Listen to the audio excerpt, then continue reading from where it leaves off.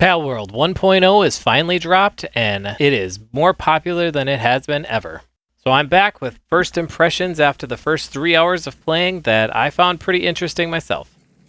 In this video, I have also included some pro tips that I have that can make your journey easier, including one of my spots that I always like to put my second base down that really gets rid of that iron bottleneck early game. So let's just jump right into my first impressions.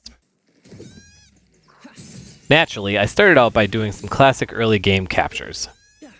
But as I was hitting the workbench, I noticed a massive quality of life change. They completely reworked the basic Pal Sphere recipe. It no longer requires wood or stone at all, literally just one single palladium fragment. So stocking up on gear has been so much faster now, which is a lifesaver for what I discovered next. Before 1.0, the absolute best way to farm massive amounts of XP was to go out and capture 10 to 12 of the same PAL, and then you would get a giant XP bonus. But in the full release, that grind is officially gone. You only need 5 captures to fully maximize the species bonus, and even better, after completing that 5 set, rewards you now with a brand new key item called the Mimog Effigy. You take these effigies over to the Statue of Power, and instead of upgrading your capture power like the old Lift Monk effigies used to, you can actually use the Mimog effigy to permanently upgrade your character's movement speed. And in a survival game, a permanent speed buff for just playing the game is an absolute game changer. And it makes you actually feel like there's a purpose behind finding all 5 of the same species, so you can get those effigies. While managing all of your resources, I noticed another sleek quality of life update. The auto stack into chest features was always around, but now the UI flashes an icon of all of the different items that you've put into the box. It's a small visual cleanup, but it makes sorting your inventory after a long haul incredibly satisfying. After catching some good pals and checking out their stats and building my team, I decided to check out some of the reworked dungeons. I jumped into one that didn't actually have a main alpha boss at the end, but was packed with a loot room instead. The lighting design inside these rock tunnels is a massive improvement over the dark old corridors, and the chests at the end actually have been heavily rebalanced to actually make exploration worth your time early on.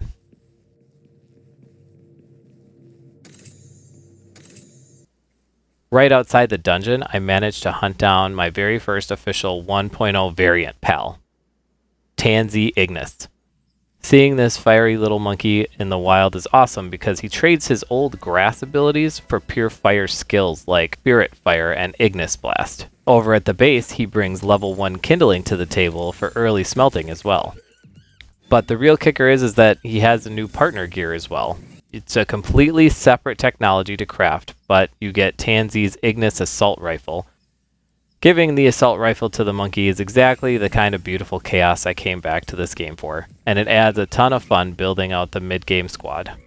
And I'm excited to see that the variants aren't just new skins, they actually change a lot about how those particular pals function. Giving him fire abilities and to be able to do the kindling is kind of a cool game changer.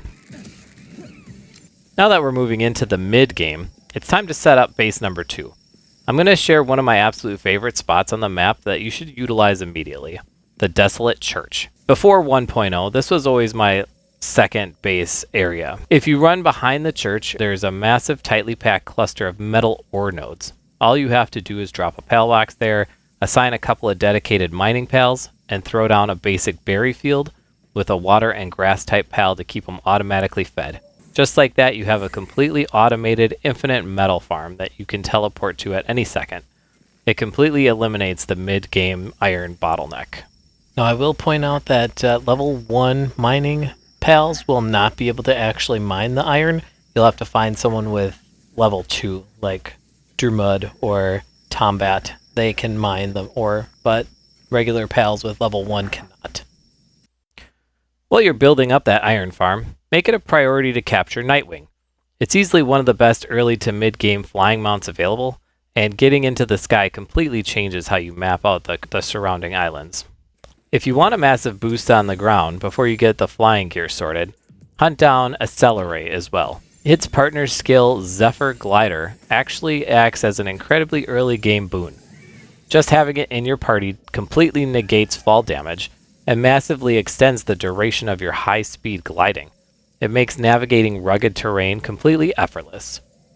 They also buffed Daydream, which was an early pal that you could find, and once you capture him before 1.0, you had to create like a tool to get him to stay out, like a tether.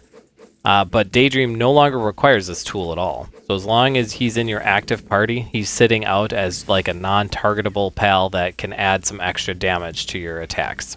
One other pro tip that I want to mention is I mentioned the auto run earlier in my last video. The way you set up the auto run is you just push the X button and then your character will continue to kind of walk along. The other really cool thing that I found is that if you push the middle mouse button while you're aiming at a pal, that's like your attack command for your active pals to attack as well. So keep that in mind while you're out hunting pals. To wrap up this 3-hour run I had, it was time to test our strength against the ultimate milestone, the Rayne Syndicate Tower. Quick spoiler alert here, if you want to experience the new 1.0 boss mechanics completely blind, then skip ahead using the chapters in the description. Entering this arena, the changes are immediate.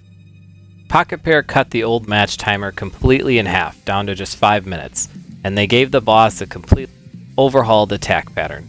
You can't just sit behind a pillar and let your pals do the work anymore. The clock forces you to play incredibly aggressively. You have to constantly cycle your team, utilize that new combat dash, and output non-stop damage. It was an absolute nail-biter on a fresh save, but the feeling of pulling off a win under that brutal time pressure was unmatched. I recorded the fight here, so let's see how it all went down. Alright, here we go. We're facing off on Zoe here. As you can see, I got my Daydream kind of just sitting out because he has the new ability that's just automatic where he's always out. And he's helping out with some shots there, but my Tombat guy, he's doing a lot of the work. I noticed immediately that the timer went down to 5 minutes only, so that's kind of a time constraint. I remember doing very little damage and slowly kind of picking at them and losing out on the 10-minute one. So the 5 minutes is definitely a big change. Looks like my Tombat's not doing so good. He's getting electrocuted or something right now.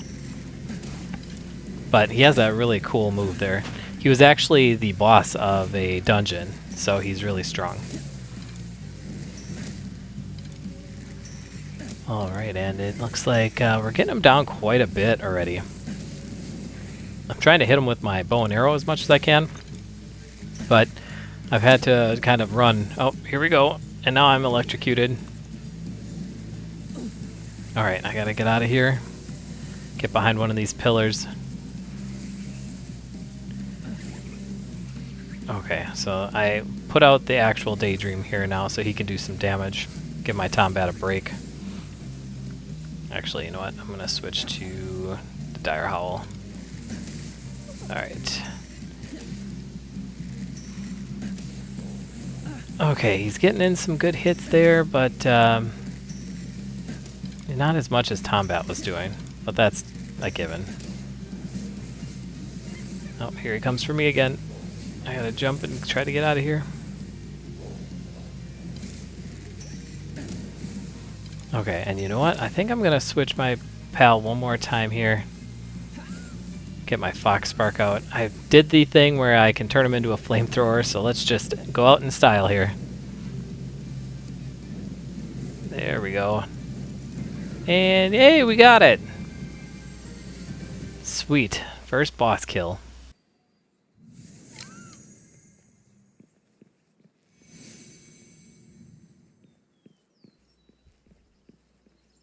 Let me know down in the comments how your 1.0 fresh save is holding up, guys. Drop a sub if you want to see where we're headed next, and I'll see you on the next cooldown.